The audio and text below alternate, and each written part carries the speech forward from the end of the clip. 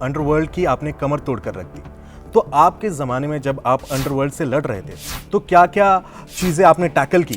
उस समय D company बहुत हावी थी, जिसको हम दाऊद इब्राहिम बोलते हैं। दाऊद जैसे एंटर हुआ, स्मगलिंग के बाद धीरे धीरे कहीं चाकू चोरी शुरू हो गया, फिर जो है रिवॉल्वर पिस्टल का कट्टों का जमाना आ गया कि एक केस के अंदर जो जज जो है, डिस्ट्रिक्ट जज जो है, वो सुन रहा है, केस सुन रहा है, अंडरवर्ल्ड का केस सुन रहा है, और उसका विरोधी गैंग के आदमी आते हैं, गोली चलाते हैं। और जब पुलिस वाले जाते हैं जज का स्टेटमेंट देने के लिए, बयान लेने के लिए कि जब आप उस पर बैठे थे कुर्सी पर और यहाँ पर गोली चली थी, आपने क्या देखा? जज ने कहा जब गोली चली उस समय मैं नीचे देख रहा था। पॉलिटिक्स अंडरवर्ल्ड के साथ एक तरीके से गठजोड़ में था। क्या राजनेताओं के, पॉलिटिशियंस के अंडरवर्ल्ड से कनेक्शन है?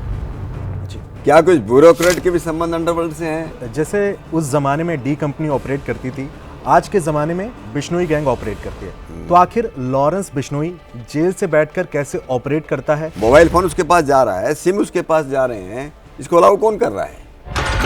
ये अपने जेल के जो प्रशासन के वहां के जो लोग हैं, जो जेल अधिकारी, उनके बिना तो हो नहीं सकता ये। तो जब आपका टेन्योर था तो क्या आपको कभी पॉलिटिकल प्रेशर की वजह से अपना कोई डिसीजन चेंज करना पड़ा हो? सबसे ज्यादा एनकाउंटर जो है मेरी टीम ने मुंबई के अंदर किए हैं। एक मुंबई में बहुत बड़ा अटैक हुआ 26/11।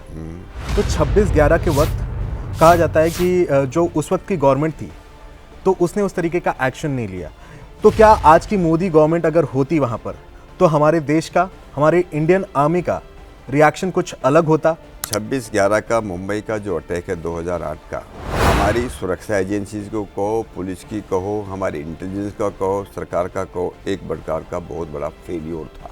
देश की हालत उस समय ऐसी थी, हम ये नहीं कह सकते कि बम ब्लास्ट कहाँ नहीं होगा, कहाँ आतंकवादी हमला नहीं होगा। मोदी गवर्नमेंट होती थी शायद ये इतनी हिम्मत नहीं होती। आजकल हमने देखा है यूपी में और मध्य प्रदेश में भी एनकाउंटर जो है वो बहुत ज़्यादा हो रहा है। एनकाउंटर करना क्या वाकई में जस्टिस है या फिर जस्टिस का केवल एक छोटा सा शॉर्टकट? अगर गुंडों के पास, बदमाशों के पास हथियार हैं, वो कानून अपने हाथ में लेते हैं और पुलिस के ऊपर गोली चलाने की हिम्मत करते हैं, तो पुलिस भी कोई बैठने के लिए नहीं है। बुलडोजर एक्शन या फिर एनकाउंटर, क्या है न्याय का सही तरीका? कानून का सही प्रयोग। PM Modi in one word, Rahul Gandhi को एक शब्द में अगर आपको डिस्क्राइब करना होगा तो वो कौन सा शब्द होगा? कि सदरक्षणाय खल निग्रहणाय, सज्जनों की रक्षा होनी चाहिए और गुंडों का दमन होना चाहिए। सदरक्षणाय खल निग्रहणाय, यानी कि सच्चाई की ढाल और बुराई पे वार, यही मोटो है मुंबई पुलिस का।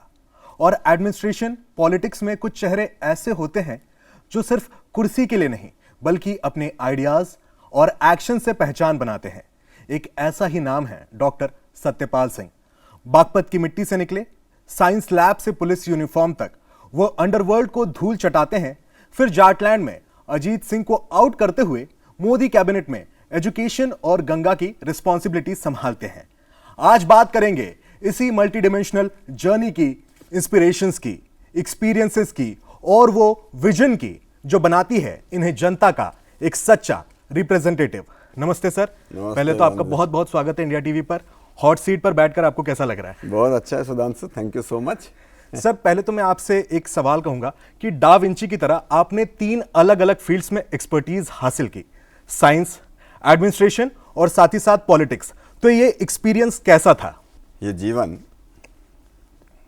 जिसको मैं ऐसा मानता हूं कि परमात्मा का सबसे बड़ा, प्रभु का सबसे बड़ा गिफ्ट है।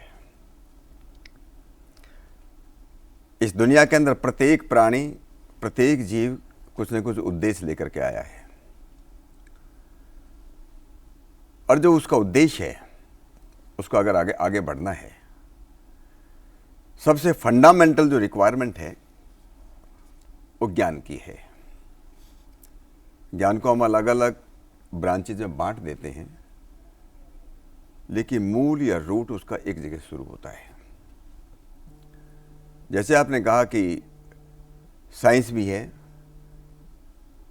साइंस पढ़ने के बाद प्रशासन में गए, वहाँ से जब पॉलिटिक्स में गए, हमारे यहाँ चाणक्य बहुत बड़े एक आचार्य हुए और उन्होंने, चाणक्य ने कहा कि सर्वे धर्मा राजधर्मणि पर्यवसन्ते, दुनिया के जितने धर्म हैं वो सब राजधर्म में आकर के प्रविष्ट हो जाते हैं जी। वहीं पर प्रशासन है, वहीं पर एडमिनिस्ट्रेशन है, वहीं पर विज्ञान भी है, वहीं पर शिक्षा भी है, और वहीं पर हमारे धर्म और कर्म भी हैं। इसलिए प्रत्येक क्षेत्र में जहाँ भी मैं गया हूँ मैंने उसको एंजॉय किया, मैंने उसको आनंद लिया, और जितना मैं कर सकता था समाज के लिए उसको करने की कोशिश की। बिल्कुल सर, आपने समाज के लिए बहुत कुछ किया है। और मैं इसी से आपकी शुरुआत से एक क्वेश्चन करूंगा कि आप अंडरवर्ल्ड की आपने कमर तोड़ कर रख दी, तो आपके ज़माने में जब आप अंडरवर्ल्ड से लड़ रहे थे तो क्या क्या चीज़ें आपने टैकल की, कौन कौन से एक्शंस लिए, क्या आइडिया था और क्या इम्प्लीमेंटेशन था अंडरवर्ल्ड के खिलाफ आपका? देखिए, आपको शायद थोड़ा आइडिया भी होगा कि 1990 का जो दशक था मुंबई में, जी मुंबई के लिए बहुत ही एक प्रकार से मैं कह सकता हूं भयावह स्थिति थी। वहां का पैसा वाला व्यक्ति, वहां का बिजनेसमैन, वहां का इंडस्ट्रियलिस्ट एक भय के साये में जी रहा था। उस समय डी कंपनी बहुत हावी थी, जिसको दाऊद इब्राहिम बोलते हैं, उसका गैंग। जी उससे पहले का जो दशक था, 1970 का दशक, 1980 का दशक, जी वहां पर हाजी मस्तान, करीम लालन का नाम आप लोगों ने सुना होगा, बिल्कुल वरदराजन मुदलियार होता था। बिल्कुल। ये सब ज्यादा थे बेसिकली स्मगलिंग के लोग थे, स्मगलर थे बेसिकली, छोटी मोटी हिंसा करते थे। दाऊद जैसे एंटर हुआ, स्मगलिंग के बाद धीरे धीरे कहीं चाकू चोरी शुरू हो गया, फिर जो है रिवॉल्वर पिस्टल का, कट्टों का जमाना आ गया, और धीरे धीरे इस प्रकार के गैंग जो था, मैं कह सकता हूं कि सबसे बड़ा डोमिनेंट जो गैंग था वो दाऊद का गैंग था। वहां पर लोग अपने बच्चों की शादी 5 स्टार होटल में करना जो है लोगों ने बंद कर दिया, इंपोर्टेड गाड़ियां खरीदना बंद कर दिया। ऐसा क्यों सर? जहां जिसको मालूम चलता था अंडरवर्ल्ड के लोग उसको जो है उसको फोन करते थे, एक्सटोर्शन करते थे, खंडनी जिसको हम बोलते हैं, पैसे मांगते थे, ये पैसा देना पड़ेगा। कोई बड़ा बिल्डर जो है कोई काम कर रहा है, कोई बिल्डिंग बनाने का प्लान बना रहा है, जी बिल्डिंग तभी बना सकते हो जब तक पहले हमको प्रोटेक्शन मनी दोगे। ये शुरू हो गया। तो ये गोल्ड और इलेक्ट्रॉनिक्स की उस जमाने के अंदर जो स्मगलिंग थी, नारकोटिक्स से स्मगलिंग धीरे धीरे करके एक्सटोर्शन में, और ये पैसा जब होता गया, हर एक आदमी चाहता है उसका जो है फिल्म में फाइनेंस करने लगे। आप अपने क्लोज हो तो आप कोई जो एक्टर बनाना पड़ेगा, आप कोई जो कास्ट करना पड़ेगा, इस प्रकार का जबरदस्ती करना शुरू कर दिया। और हमारा जो इसको क्रिमिनल एडमिनिस्ट्रेशन सिस्टम बोलते हैं, जिसमें पुलिस भी आती है, जिसमें जेल भी है, प्रोसिक्यूशन भी है, हमारे जुडिशरी है, ऐसा लगता था जैसे बिल्कुल कोलैप्स हो गया है। जो हमारे कानून है, कानून जो है प्रभावी नहीं रहे। ये लोग जो है कोर्ट में केस जाते थे, कोर्ट में लोगों को धमकाते थे, जो विटनेसेस जाते थे, साक्ष्य जिसको हम बोलते हैं विटनेस आते हैं, उनको दम देते थे, उनकी हिम्मत नहीं होती थी। ऐसे भी केस हैं मुंबई के अंदर कि एक केस के अंदर जो जज जो है, डिस्ट्रिक्ट जज जो है, वो सुन रहा है, केस सुन रहा है, अंडरवर्ल्ड का केस सुन रहा है, और उसका विरोधी गैंग के आदमी आते हैं, गोली चलाते हैं बीच कोर्ट में, कोर्ट के अंदर आकर के। और जब पुलिस वाले जाते हैं जज का स्टेटमेंट देने के लिए, बयान लेने के लिए कि जब आप थे उस पर बैठे थे कुर्सी पर और यहां पर गोली चली थी, आपने क्या देखा? जज ने कहा जब गोली चली उस समय मैं नीचे देख रहा था। एक प्रकार का खौफ था। जेल में जाते थे, जेल से ही लोग ऑपरेट करते थे। आप उसको भ्रष्टाचार बताइए, मैं तो भ्रष्टाचार को ज्यादा उसको दूंगा कि उसके कारण जो है पैसा इतना था इन लोगों के पास, वहीं से लोगों को फोन करते थे, वह पैसा देना पड़ेगा। तो इस प्रकार का एक खौफ था, और पुलिस के ऊपर बहुत बड़ा प्रेशर था, एक दबाव था। सबसे बड़ी जिम्मेदारी पुलिस की है, लोगों को सुरक्षा देने की। और लोग सुरक्षित महसूस नहीं कर रहे हैं तो पुलिस के ऊपर बहुत बड़ा साइकोलॉजिकल प्रेशर, हम कह सकते हैं, पब्लिक का प्रेशर था, सरकार का भी प्रेशर आता है। और इसलिए उस जमाने के अंदर जिसको लोग बोलते हैं एनकाउंटर शुरू हुए, इस प्रकार की टीम तैयार हुई जो अंडरवर्ल्ड के गैंग के पीछे जाए। और आपको मालूम है जब एनकाउंटर होते हैं तो धीरे धीरे करके अंडरवर्ल्ड के काफ़ी लोग उसमें जो है मारे गए। न्यूट्रलाइज, हम अंग्रेजी उसे हम बोलते हैं पुलिस की भाषा, न्यूट्रलाइज हो गए। पुलिस एक्शन, क्रिमिनल जो है न्यूट्रलाइज हो रहे हैं। अच्छी बात यह है कि पब्लिक भी सपोर्ट कर रही थी और सरकार भी सपोर्ट कर रही थी। सरकार का भी सपोर्ट था, सरकार का भी सपोर्ट मतलब था। पॉलिटिक्स के साथ साथ पॉलिटिक्स अंडरवर्ल्ड के साथ एक तरीके से गठजोड़ में था। नहीं, मैं ये कह सकता हूँ, देखिए ये जो आप बोल रहे हो, ये सवाल जो है तो ज़्यादा गंभीर है जी। कुछ लोग हो सकते हैं, अच्छा, व्यक्तिगत पॉलिटिशियन का किसी राजनेता का संबंध हो सकता है, but as a government, as a सरकार। जी, मैं पॉलिटिशियन ही की बात कर रहा था कि पॉलिटिशियन कोई अगर अंडरवर्ल्ड के साथ कोई ऐसा जुड़ा हुआ था, आपको कोई ऐसा आइडिया? नहीं, मैं उसको मैं स्पष्ट करना चाहता हूँ। जी। एज ए गवर्नमेंट, सरकार के उसमें सरकार जो है पुलिस को सपोर्ट करती थी, पुलिस को सपोर्ट कर रही इस मामले में। जी। ये बात जरूर है कि कुछ राजनेताओं के अंडरवर्ल्ड के साथ इस प्रकार के संबंध थे। वो तो मैं कहता हूँ कि बिजनेसमैन के भी संबंध थे, अपने स्वार्थ में इस प्रकार के लोग संबंध तैयार करते हैं। और उसके बारे में तो जब आपको मालूम होगा कि 93 के जो ब्लास्ट हुए, महाराष्ट्र के नेता थे मुंबई में जब सीरियल ब्लास्ट हुए, जी। उसके बाद भारत सरकार ने एक कमेटी बनाई। अच्छा। वो बड़ी, उसको एनएन वोरा कमेटी बोलते हैं। उस एनएन वोरा कमेटी का काम ये था, क्या राजनेताओं के, पॉलिटिशियंस के अंडरवर्ल्ड से कनेक्शन है, जी। क्या कुछ ब्यूरोक्रेट के भी संबंध अंडरवर्ल्ड से हैं, इसके ऊपर कमेटी बनाएगी। अच्छा। और उस कमेटी ने डॉक्यूमेंटेड किया है कि किस किस राजनेता के, किस किस अंडरवर्ल्ड के, किस किस गैंग के, किस लीडर से, किस आदमी से संबंध थे। अच्छा। दुर्भाग्य की बात यह है, वैसे तो मुंबई पुलिस के पास भी रिकॉर्ड है, अच्छा। इंटेलिजेंस ब्यूरो के पास भी रिकॉर्ड है, जी। भारत सरकार के पास होम मिनिस्टर में रिकॉर्ड है, लेकिन ये जो रिपोर्ट बनी ये केवल मुंबई के बारे में नहीं थी। अच्छा। ये तो जनरल थी ओके। कि भाई गुजरात में क्या हो रहा है, मुंबई में क्या हो रहा है, दूसरे हैदराबाद में क्या हो रहा है, लेकिन मुंबई उसमें मेन चीज़ थी कि मुंबई में जो इतना अंडरवर्ल्ड का वो चला है उसमें कौन कौन राजनेता है जो अंडरवर्ल्ड को सपोर्ट करते हैं, किन कौन से संबंध है, इसके बारे में वो डॉक्यूमेंटेड मामला है। अच्छा सर, जैसे उस जमाने में डी कंपनी ऑपरेट करती थी, आज के जमाने में बिश्नोई गैंग ऑपरेट करती है, तो आखिर लॉरेंस बिश्नोई जेल से बैठकर कैसे ऑपरेट करता है, उसका पैटर्न क्या है? चूंकि आप क्रिमिनल्स के पैटर्न्स को हमेशा स्टडी करते आए हैं, तो आखिर ये जेल से जो इतने बड़े बड़े गैंगस्टर्स हैं ये कैसे ऑपरेट करते हैं, इस पर जरा प्रकाश डालिए। देखिए सुधांशु, सबसे पहले ये हमारे प्रशासन की, जेल प्रशासन की उसकी कमी है। अंडरवर्ल्ड के पास या गैंगस्टर के पास जेल के अंदर फोन कैसे जाता है? जी बिल्कुल। मोबाइल फोन उसके पास जा रहा है, सिम उसके पास जा रहे हैं, इसको अलाउ कौन कर रहा है? बिल्कुल। ये अपने जेल के जो प्रशासन के वहां के जो लोग हैं, जो जेल अधिकारी, उनके बिना तो हो नहीं सकता ये, उसके कारण ही जा रहा है। हम जो है, हम वहां उसको, जिसको हम बोलते हैं कि जैमर क्यों नहीं लगा देते जेल के अंदर आप, कि कोई फोन ऑपरेट ना हो सके। बिल्कुल।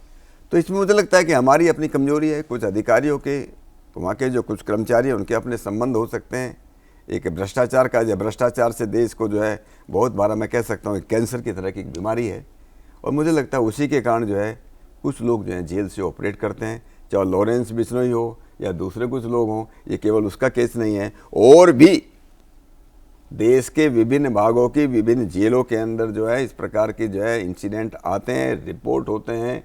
दिल्ली के अंदर भी, तिहाड़ जेल के अंदर भी, आपको मालूम है पीछे कितने अधिकारी जो है वहाँ से सस्पेंड हुए हैं। बिल्कुल, ऐसे चलता है। सर, अभी आपने थोड़ी देर पहले एक बात की जो मुझे अभी याद आई कि कई सारे पॉलिटिशियंस के अंडरवर्ल्ड के साथ कनेक्शन थे, तो जब आपका टेन्योर था तो क्या आपको कभी पॉलिटिकल प्रेशर की वजह से अपना कोई डिसीजन चेंज करना पड़ा हो? ऐसा कोई वाक्य आपको याद आता है तो बताइए। जैसे मैंने कहा जी कि एज ए गवर्नमेंट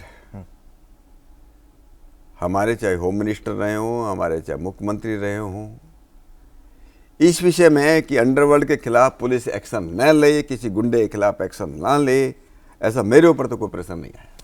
अच्छा। मैं इस बात को जो है अपने जो हमारे जो पॉलिटिशियंस हैं उनको इस बात को मैं अप्रिशिएट करता हूं कि इस मामले में पुलिस के साथ खड़े थे। अच्छा सर कभी आपका दाऊद इब्राहिम के साथ कोई एनकाउंटर हुआ या फिर उनसे कुछ ऐसे एक तरीके से मतलब कभी उनको फेस करना पड़ा हो, ऐसा कोई वाकया याद आता है आपको?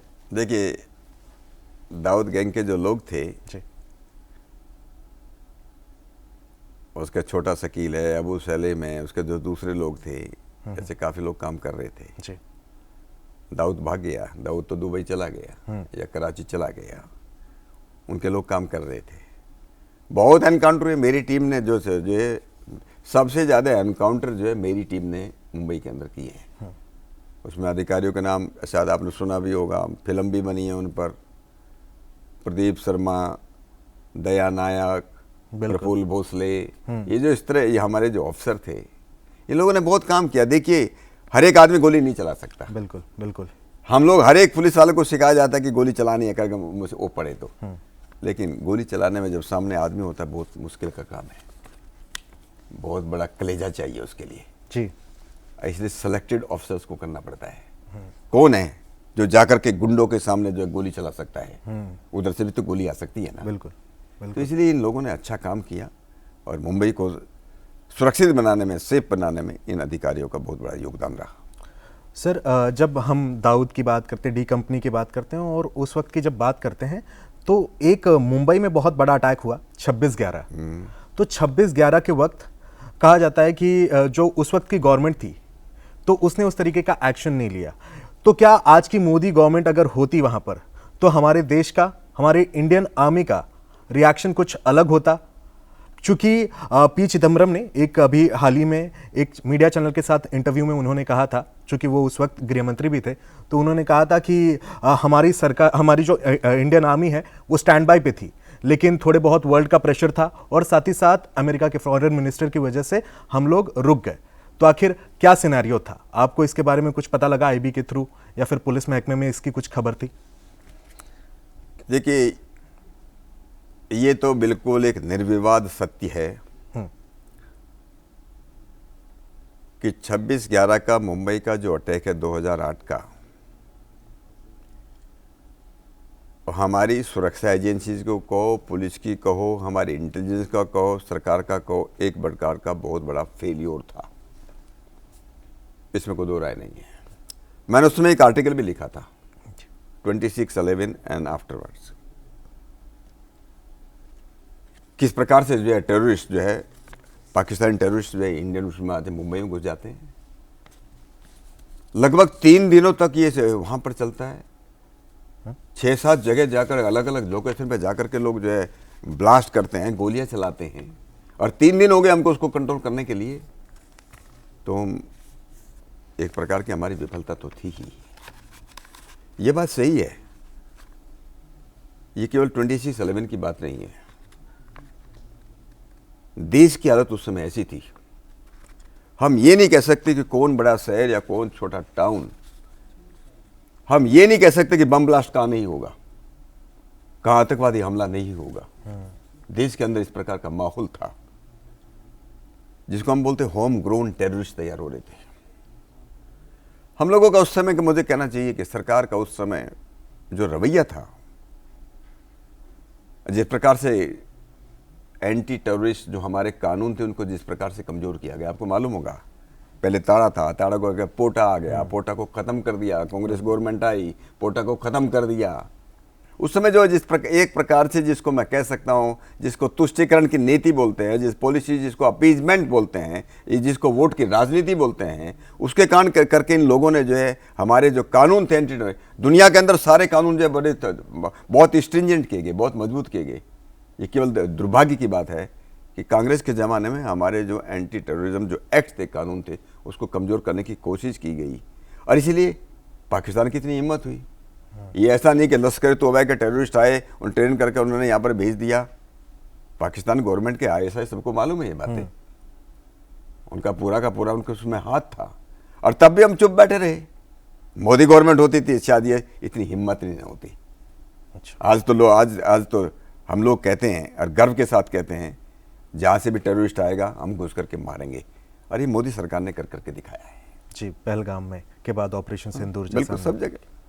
सर एक और सवाल है कि जैसे अभी आपने बताया कि तब बहुत ज़्यादा ब्लास्ट हुआ करते थे, तो बिल्कुल ये बात तो सत्य है कि तब के ज़माने में क्या दिल्ली, क्या हैदराबाद, क्या गुजरात, क्या मुंबई, हमें बहुत ज़्यादा बॉम्ब ब्लास्ट देखने को मिलते थे। लेकिन आज के ज़माने में सडनली हमने देखा कि इन बॉम्ब ब्लास्ट के केसेस में बहुत ज़्यादा डाउनफॉल आया है और ना के बराबर ऐसा होता है। तो आखिर आईबी की, रॉ का और साथ ही साथ पुलिस का जो एक तरीके से कॉम्पैटिबिलिटी है वो इतनी ज़्यादा मजबूत कैसे हुई?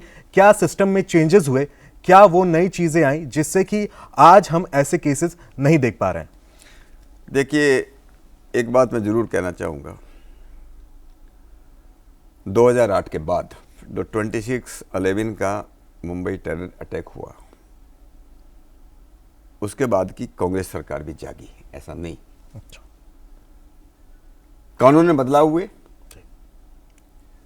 यूएपीए आया तो यूएपीए को बहुत मजबूत कहा, बहुत स्ट्रिंजेंट बनाया गया। एनआईए, नेशनल इन्वेस्टिगेशन एजेंसी बनाई गई कि पूरे देश के अंदर कहीं भी, वैसे तो पुलिस एक स्टेट सब्जेक्ट है जी, एनआईए बनाया गया कि कहीं पर भी जहां टेररिस्ट अटैक होगा, आतंकवादी हमला होगा, उनको अधिकार होगा एनआईए को वहां जाकर के इन्वेस्टिगेट कर सकती है।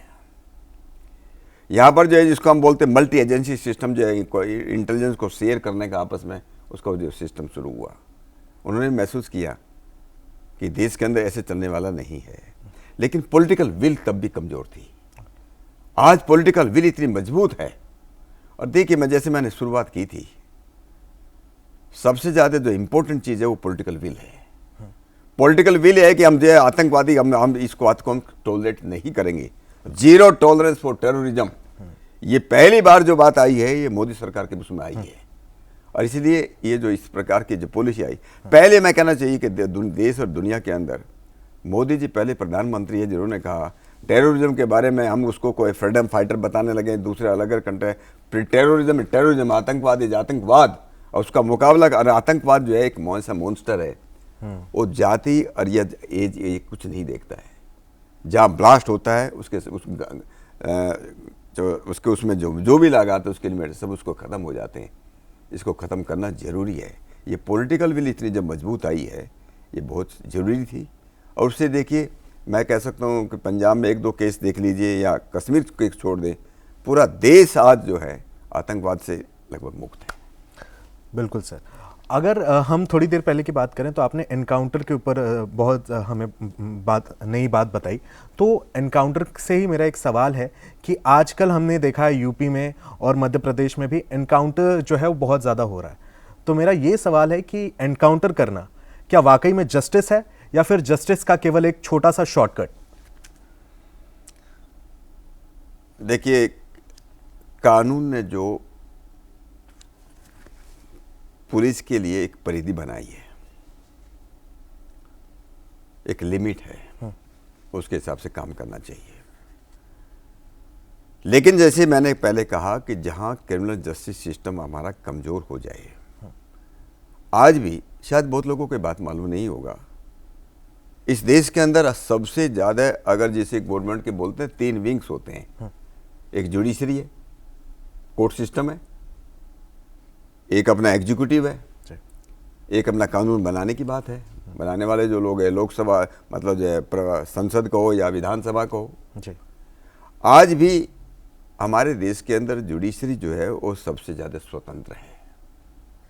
नीचे जो है डिस्ट्रिक्ट जज क्या करेगा, उसको कोई गलत, हाई कोर्ट का आदमी ये नहीं बोल सकता तुमने गलत किया था, उसको बदल सकते हो, अलग बात है। हाई कोर्ट वाला क्या, सुप्रीम कोर्ट वाला ऐसा नहीं कर सकता। आज भी ये बात जरूर है कि हमारी जुडिशियरी के अंदर, हमारे अभी तो क्रिमिनल जस्टिस सिस्टम जो हमारे ये जो नए कानून आए अभी 2024 के अंदर जुलाई से हमारे पास एक नया न्यू क्रिमिनल लॉज आ गई, न्यू आपराधिक, जिनको हम नए आपराधिक कानून आ गए, जो 100 साल 150 साल के बाद इस देश के अंदर बदले गए। उसके बाद लेकिन ये पुलिस में तो सुधार हुए हैं, जुडिशरी के अंदर सुधार करने की बात की, लेकिन अभी भी जुडिशरी के अंदर, कोर्ट के अंदर बहुत कुछ सुधार करने की जरूरत है। आज भी एक केस को जो है पता नहीं उसमें 10 साल लगेंगे, 15 साल लगेंगे, 20 साल लगेंगे, लोगों को न्याय कई बार जो है नहीं मिल पाता है। और इसलिए कई बार पुलिस को क्या लगता है, जब बहुत ज़्यादा प्रेशर होता है, लगता है कि अपने को सुरक्षा देना है, उस समय लगता है कि गुंडों और बदमाश को पता नहीं, इनको जो है जाकर के जेल में जाएंगे, जेल से भी जाकर के ऑपरेट करेंगे, तो उस समय पुलिस वालों को लगता है अगर सरकार का उनको पास एक प्रकार का संबल, एक प्रकार का उनको सपोर्ट है, तो कई जगह ऐसा होता है। आजकल क्या होगा, जिस प्रकार से हथियार मिलते हैं, इलीगल हथियार मिलते हैं, कट्टे मिलते हैं, लोग बाहर से लोग स्मगलिंग करते हैं, ये देखिए सारा का सारा मामला ये प्रशासन का मामला है। प्रशासनिक कमजोरी के कारण ही कुछ लोग जो है इलीगल हथियार बना सकते हैं। प्रशासनिक कमजोरी के कारण जब बाहर से इलीगल हथियार अपने देश के अंदर स्मगल हो सकते हैं। अगर गुंडों के पास, बदमाशों के पास हथियार हैं, वो कानून अपने हाथ में लेते हैं और पुलिस के ऊपर गोली चलाने की हिम्मत करते हैं, तो पुलिस भी कोई बैठने के लिए नहीं है जी। पुलिस को जो है जो हथियार दिए गए हैं, पुलिस को लाठी या डंडा दिया गया है, वो भी जो है उसको यूज करने के लिए दिया गया है। इसलिए जहां उसकी जरूरत है बिल्कुल पुलिस को करना चाहिए। सर, इलीगल हथियारों की आपने बात की, जो बाहर से इलीगल हथियार आते हैं, तो इसी तरीके से इस टाइम पर इलीगल बांग्लादेशी, इन लोगों का बहुत ज़्यादा एक तरीके से इम्पैक्ट देखने को मिल रहा है। दिल्ली के कई इलाकों में, मुंबई में, देश के कई जगहों पर इलीगल बांग्लादेशीज देखने को मिल रहे हैं। तो आखिर सरकार की कहाँ पे चूक हो रही है कि इस तरीके के बांग्लादेशी जो है हमारे भारत में घुसपैठ कर रहे हैं? देखिए, हमारी कुछ विशेष रूप से जब केंद्र में कांग्रेस की सरकार थी, इन लोगों की ढुलमुल नीति के कारण और नॉर्थ ईस्ट के अंदर, बंगाल के अंदर, उड़ीसा के अंदर, इस प्रकार के जो हमारे जो वहां पर जो राज्य थे, वहां से बहुत इलीगल, ये बात सही है कि इलीगल बांग्लादेशी आए हैं और आज तो लगता है पूरे देश के अंदर फैल गए हैं। हमारा जो बॉर्डर था, बॉर्डर जो हमारा कमजोर था, जगह जगह उसमें फेंसिंग जो है टूटी हुई थी। बहुत जगह तो फेंसिंग ही नहीं थी, सैकड़ों किलोमीटर की फेंसिंग नहीं थी बांग्लादेश बॉर्डर पर। मैं तो एज सांसद करके वहां पर गया हूं। जब मैं अभी पीछे गया था कई साल पहले, 200 किलोमीटर से ज्यादा के उसमें फेंसिंग ही टूटी हुई थी, फेंसिंग नहीं थी। तो ये जो इस प्रकार का मामला है कि वहाँ फेंसिंग नहीं है, फेंसिंग के बाद भी है, अगर वहाँ पर बीएसएफ रहती है, बाहर के इलीगल लोग आते हैं, यहाँ से लोग लेते थे, पकड़ते थे, बांग्लादेश पकड़ते थे, जाकर के बॉर्डर पर छोड़ते थे, अगली ट्रेन से फिर वापस आ जाते थे, वापस आए। हाँ। पहली बार इस प्रकार का एक कठोर मतलब जो है जिसको हम बोलते हैं, इस प्रकार का एक प्रशासन इस प्रकार का किया गया कि भाई ये वहाँ से लोग नहीं आ पाए।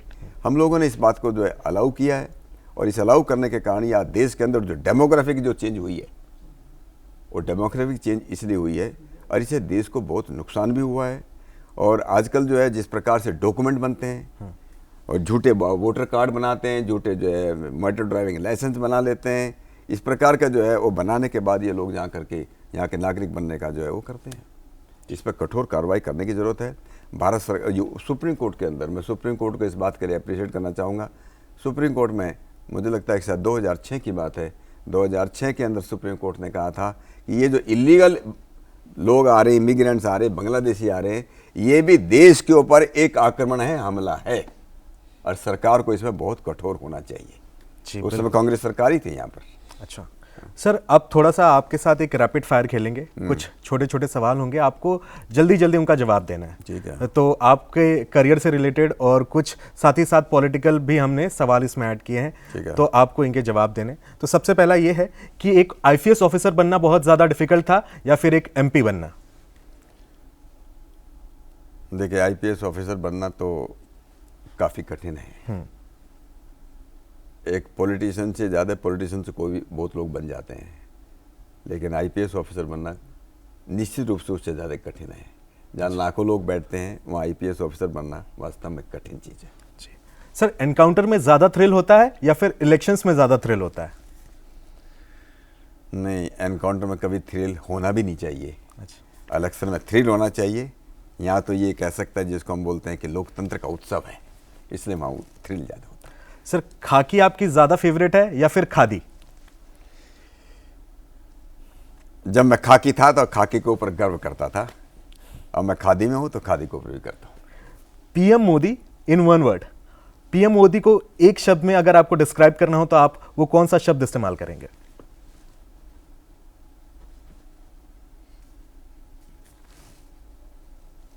एक अद्वितीय नेता। और इसी तरीके से अगर राहुल गांधी को एक शब्द में अगर आपको डिस्क्राइब करना होगा तो वो कौन सा शब्द होगा? बहुत कुछ सीखने की जरूरत है। अच्छा, योगी और अखिलेश में से आपका फेवरेट कौन? निश्चित रूप से योगी। और आरजेडी या जेडीयू में से? देखिए, हम मेरे लिए फेवरेट केवल बीजेपी है। अच्छा सर, अगर जयंत चौधरी की बात करें, अखिलेश की बात करें और सीएम योगी की बात करें तब? निश्चित रूप से योगी जी। अच्छा, बुलडोजर एक्शन या फिर एनकाउंटर, क्या है न्याय का सही तरीका? कानून का सही प्रयोग। बहुत बहुत शुक्रिया सर, आपने कई सारे सिस्टम के जो अंदर चीज़ें छुपी हुई थी वो भी हमें बताई, कई सारे राजों से पर्दा भी उठाया। और आपको हमारे साथ बात करके कैसा लगा, थोड़ा ये भी एक्सपीरियंस हमें बता दीजिए। देखिए, मुझको बहुत अच्छा लगा। ये जो बातें हैं, जिस प्रकार से प्रशासन चलता है, जिस प्रकार से हम देश को प्रगति की तरफ लेकर के चले जाएं, इस देश में सुरक्षा कैसे हो, आदमी की सबसे पहली रिक्वायरमेंट, सबसे पहली जरूरत जो है उसकी सुरक्षा की है। सुरक्षा तभी हो सकती है जब अच्छे कानून हो, उन कानून को अच्छे लागू करने वाली अच्छी पुलिस हो, और वहाँ पर भी हमारी जुडिशरी ऐसी उसको अप्रिशिएट करने वाली हो। गुंडों और बदमाशों को जैसे आपने शुरुआत की थी, बिल्कुल, कि सदरक्षण आए खल निग्रहण आए, सज्जनों की रक्षा होनी चाहिए और गुंडों का दमन होना चाहिए। बिल्कुल। तो ये थे हमारे साथ सत्यपाल सिंह जी, जिन्होंने बड़े ही बेबाकी से हमारे सारे सवालों का जवाब दिया। उम्मीद करते हैं आपको हमारा पॉडकास्ट पसंद आया होगा। अगर आपको पसंद आया तो सब्सक्राइब कीजिए, और ऐसे ही अच्छे गेस्ट हम आपके लिए लेते आएंगे। और कमेंट में बताइए कि आपको ऐसे कौन से सवाल थे जिनका जवाब मिला, और अगर कोई सवाल है तो वो भी कमेंट सेक्शन में रखिए। और बने रहिए इंडिया टीवी के साथ।